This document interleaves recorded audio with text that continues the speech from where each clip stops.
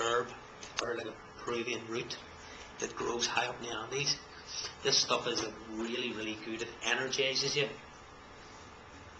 It's a bit like ginseng. You know, it has like aphrodisiac qualities.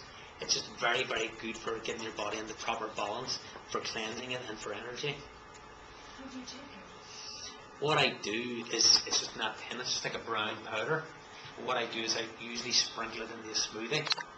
Now, it depends how seriously you want to take your health, but you get different types of blenders. The one I use is a Vitamix, which is about probably £450 to buy, but it's going to last you 20 or 30 years. And what I usually do is take, like, say, fruits or vegetables, and I will juice them in that. And when I do that, I'll sprinkle in the Macaroot. I'll sprinkle in some of the MSM, which are like crystals that are really good for, you know, like cellular communication and stuff. And I'll also take the Spirulina. The Spirulina is like an algae. It just is really, really good. It's highly, highly alkaline, and it's great for getting your body back into equilibrium. So I would use, you know, Spirulina, the MSM, and then there's the wildflower pollen. And if you read the back of it, it's something like, it's got, I don't know, 20 times more nutrients than most products. You know, it's really, really off the scale. And these are things that I've just learnt, and it's taken me years and years and years and years to find stuff, because there's so much stuff out there where people are saying to you, buy this, buy that, this is good, that's good. It's like those, have you ever heard like of cod liver oil capsules? And if you listen to the work of Udo Erasmus, he'll tell you, like, by the time you've got those cod liver oil capsules, if you can taste the oil's already rancid, and it's off. And I remember being in Holland and Barrett one day, and the Udo's oil, which should be stored in a fridge and out of light, was sitting on the shelf at 22 degrees. I just thought, that's useless. But they probably didn't realise.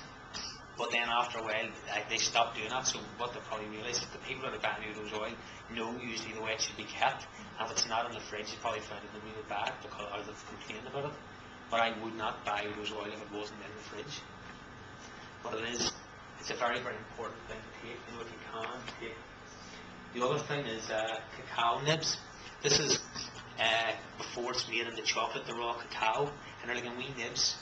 And they're just like off the scale with antioxidants in them. They're really, really, you know, cleanse you, and they help get rid of free radicals. And free radicals are like these wee terrorists that go around attacking your cells from all the processed food.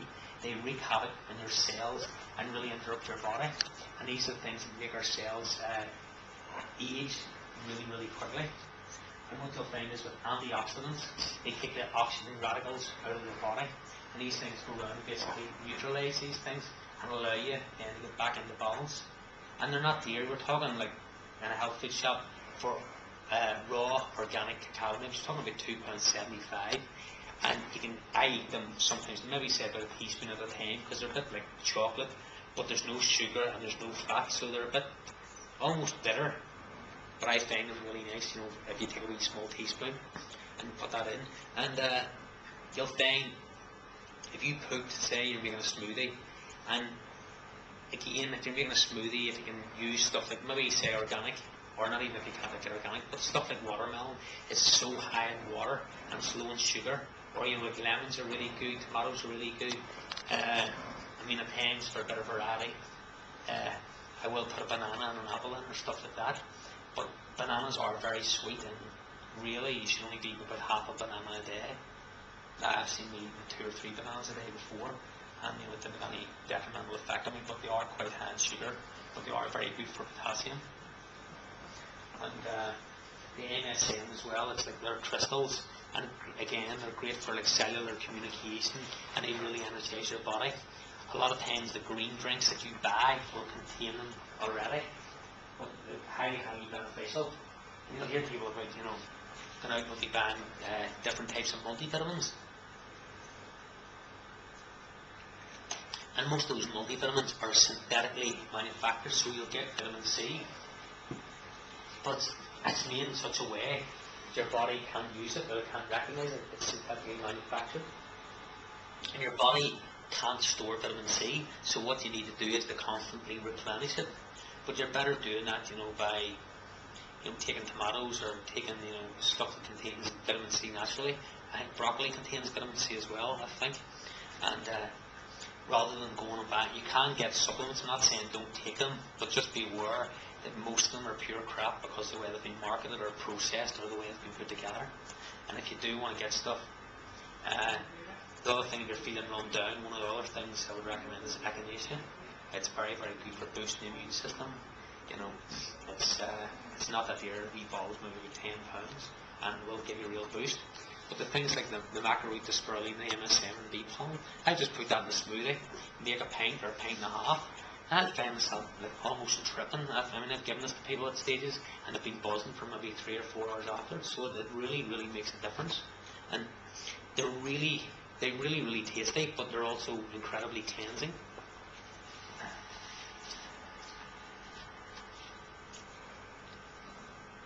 And this is if you feel like doing a cleanse. You may not, but if you do want to give yourself a real boost in the right direction, you really want to set yourself up for success, it's good that you do a vegetable cleanse where you're juicing stuff like carrots, celery, cucumber and carrots, and just do what you'll find is you do 1 or 2 pints out a day.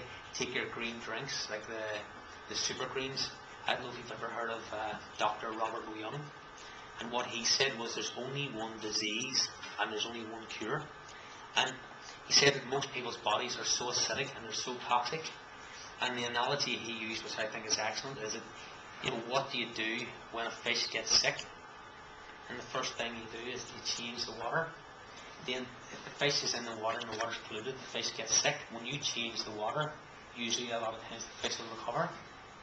And our internal environment is 70 to 80% water. And if that water is all contaminated and polluted, you're setting yourself up as a perfect breeding ground for all sorts of bacteria and disease. So if you constantly flush yourself out and you've got a lot of acid in there, you need to get rid of the acid. And stuff like a vegetable cleanse will be really good. Drinking lots of water, avoiding the things like tea, coffee, sugar. And when you're doing a cleanse, you want to stay from an environment that stresses you, because stress produces a huge amount of acid in your body, and then you feel really, really fatigued after. So it's important to be aware of alkalizing your body, and start to figure out what foods are alkaline and acid, because most people these days are far, far, far too acidic. And one of the most powerful things that can build stress in your body, or acid in your body, is when you're stressed. So, and things like red meats and processed foods and stuff like that really, really make your body acid. Things like natural fresh fruit and vegetables are really, really good for alkalizing you. You can eat things consistently and not feel hungry. If you even stop eating meat and stop eating the processed food and snack on things like almonds, on avocados, on lots of fresh fruit and vegetables, you'll find that your cravings to the sugar will go, because your body, most people nowadays have candida albicans in their body, and these are like little creatures and parasites that live in your body and your digestive tract. And what happens is, and some of you might be able to relate this, but you'll be going along and next thing you just have to have your sugar. It's like and you're saying not eating sugar, and you're looking around to see what you can get that's sweet. And it's like you get these pans that you must have with sugar, and these are usually the candida that they feed off the sugar, and it's then releasing their toxins. And what you'll find is that you then have this craving to satisfy it, because you're feeding these little demons inside your body. But you've got your digestive tract, your stomach, and your entire digestive tract. And what happens is, in the digestive tract, you've got these like little hairs called villi. And what they do is, when you're eating your food, they go out and they hook the particles of food in, take it into your bloodstream. It goes through your bloodstream, gets filtered through your kidneys, and then you excrete what you don't want. And what happens is that most people have been eating such poor quality food that their digestive tract becomes covered with sludge. So even if you start eating good food, because you've had 20 years of feeding yourself bad quality food or not that good food, you'll find that a lot of these, you'll be eating really good quality food, but that these wee villi can't get out past the sludge to actually hook the food into particles to absorb it into your bloodstream to give you that energy. So it is good if you really find that you're eating a lot of good food still and you're still not getting the result. It may be because your digestive tract is clogged with mucus and you want to do a flush or a cleanse on it to turn that around.